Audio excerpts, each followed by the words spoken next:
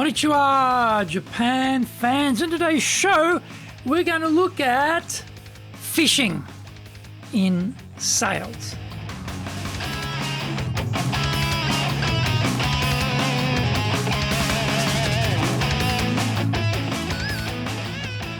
Za eigyo desu.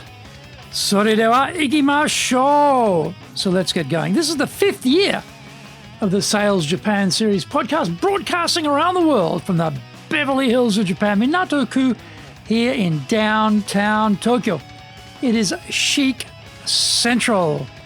I'm your host, Dr. Greg Story, your corporate coaching and training guy, committed to your success, the president of Dale Carnegie Training Tokyo, Japan, and the 3-time best-selling author of Japan Sales Mastery, Japan Business Mastery, Japan Presentations Mastery, and now my new book in Japanese, Za Eigyo, is available on Amazon.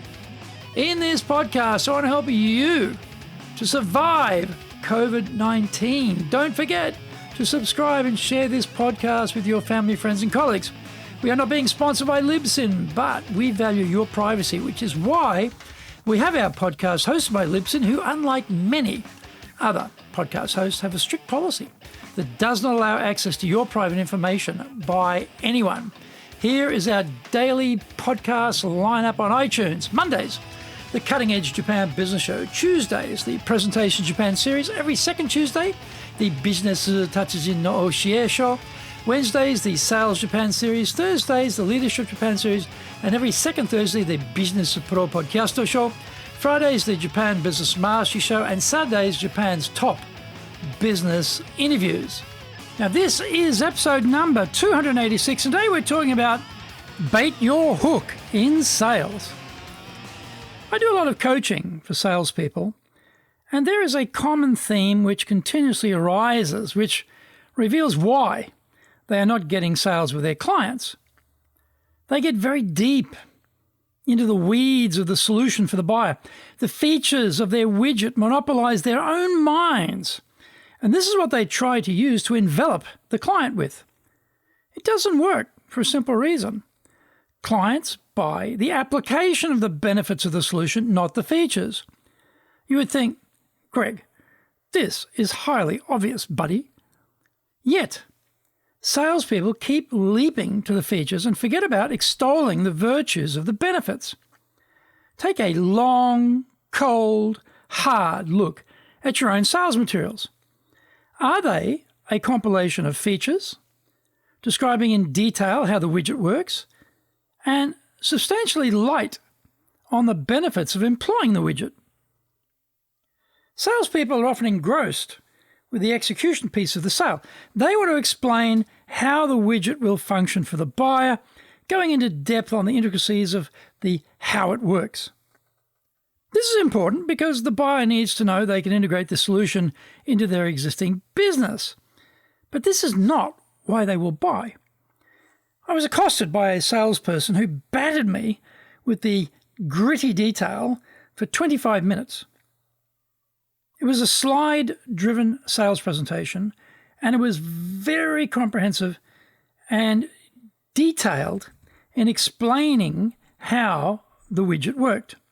Now, this was a totally non-customized presentation, so it had to cover off all manner of buyers with their different situations, needs, and motivations. In other words, it was a shotgun spray hoping to hit a buyer or two. I noticed in that slide deck that there were 2 cases where there were other companies a little similar to my own firm. A big opportunity was missed, however, because the salesman didn't bait the hook to catch me as a buyer.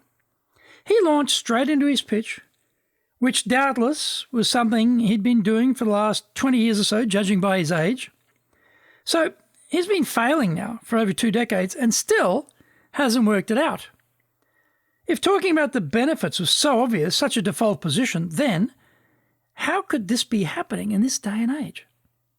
By failing to ask me any questions, he didn't know where to zoom in, where to focus his remarks. By asking me where we are now and where we want to be, he could have pulled back the velvet curtain and revealed the scale of the gap between those 2 points. He could have hit gold by asking me, if I know where we are now and where we want to be, then what is stopping us from getting there? That is such a wonderful, elegant question, and absolutely has to be in the tackle box of everyone in sales. If the gap is too close, then the buyer will reveal they don't see any need for outside help because they believe they can bridge the gap using their own internal resources. Or they may reveal they already have a supplier and they are entirely, even deliriously, happy with that provider. Find out more. We come back from the break.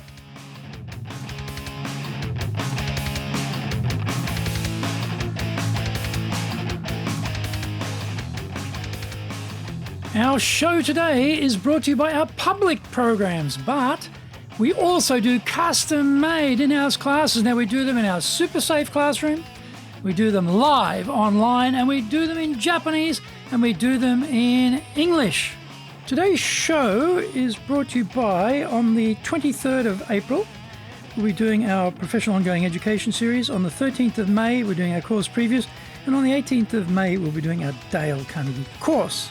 Check out our website, www.dale-carnegie, carnegie.co.jp.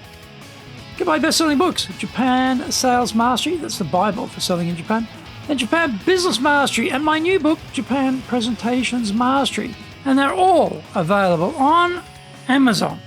If you like learning by watching videos, then we have over 1,000 there for you at Tokyo, Japan, Dale Carnegie TV on YouTube. We release 3 TV shows every week on YouTube.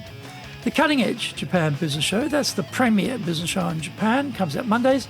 Fridays, the Japan Business Mastery Show, and Saturdays, Japan's top business interviews, where I interview leaders in Japan from SMEs all the way up to the corporate captains of industry on one topic, leading in Japan. Now, every second Thursday, we release the Business Pro Television Show. And don't forget, you can email me at greg.story@dalecarnegie.com.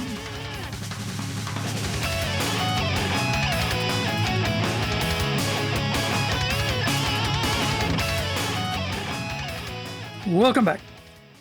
If we know this information, then we can move to baiting our hook to lure them to not do it themselves or keep using that existing company. If we keep bleating on about our features, we will never know why they have no interest in buying from us. Knowing they don't believe they need us, we can start asking intelligent questions which challenge their entrenched ideas. If they want to do it themselves, we can bait the hook with the opportunity cost of that route. We can ask, doing it yourself is a possibility, and do you think that you can do it fast enough to steal a march on your competitors, who, by the way, seem to be getting a lot more active recently? Japanese companies in particular are usually quite paranoid about what their competitors are doing, and they also know that getting things done internally is rarely ever achieved at speed. The key here is not to make this statement, such as, doing it yourself will take too long and your rivals will eat your lunch while you're trying to do the DIY process. When we frame it as a question and they say yes, then the statement is true. If we, as a salesperson, say it as a statement, then that is just so much salesperson hot air, and they can dismiss it as such. Regarding the incumbent supplier, we could say, well, we are much better than them, and you should use us instead. This won't fly, because they are happy with their current arrangements, and nobody in business in Japan likes change all that much. We need to bait the hook. We should say, I understand you've been using this current firm for a number of years. Can I guess that you made a change at some point from the earlier suppliers to this one because you saw a benefit of doing so, and wouldn't you want to enjoy that benefit again today, given business has changed so much over the years? We're asking a question which is easy to say yes to and difficult to disagree with. We're also trying to get them to make that idea relevant and plausible by their saying yes rather than us proffering the idea. Asking questions to get more information allows us to work out the angle of approach to the clients and to find out where there may be some resistance. When we encounter that resistance, we bait our hook with questions to which the only answer can be a yes. And in so doing, build a momentum to continue to the idea of using us as their trusted partner.